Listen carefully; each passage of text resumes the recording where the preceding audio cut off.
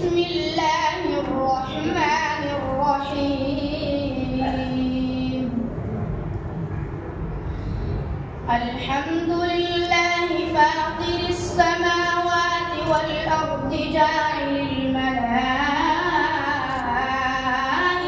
رسلا أولي